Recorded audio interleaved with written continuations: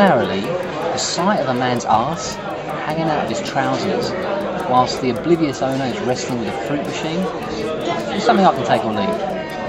In a similar way, a girl squeezed into an inner tube in high heels, cackling away like Fran Drescher on crystal meth, is also something I find distasteful. And yet, I, like millions of others in this great city, though promised sites just like this, can't stay out of pubs, bars and drinking holes all over the place. We know the drinks are overpriced, and we know the complimentary peanuts are as germ-free as a handful of Pete Doherty's phlegm, but we're like moths to light. In the late 1800s, a retired boxer recognised this fact, and he bought a pub out in London's East End in Limehouse. And pretty soon word spread amongst the docks that this guy could tell a joke and a story with the best of it. So pretty soon word spread amongst the docks, among the sailors, that this was the place to be. And after years and months of being thrown around the waves, they flocked to this place, and along with their vast array of bizarre and exotic venereal diseases, they also brought with them treasures and trophies from their travels around the world.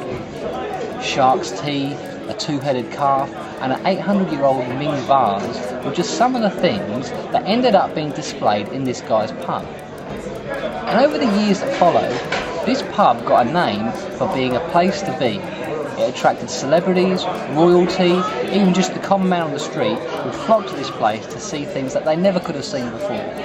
And when he died, Charlie Brown, the landlord, had the biggest funeral of the 20th century. 16,000 people turned out to see this guy put in the ground, a number that was beaten only decades later by a chubby little alcoholic with a particular skill for witty one-liners and slagging off Germans. But until then, Charlie Brown had the biggest funeral of the 20th century. That's not bad for a landlord from London's East End. Some tell tales, others rhyme, but I sing songs from the Howling Sea. If you're wondering what on earth you just witnessed, you've been watching a video from the Songs from the Howling Sea podcast. Each week I release a song and a video from London's East End. 52 songs in 52 weeks. For more, visit www.songsfromthehowlingsea.com.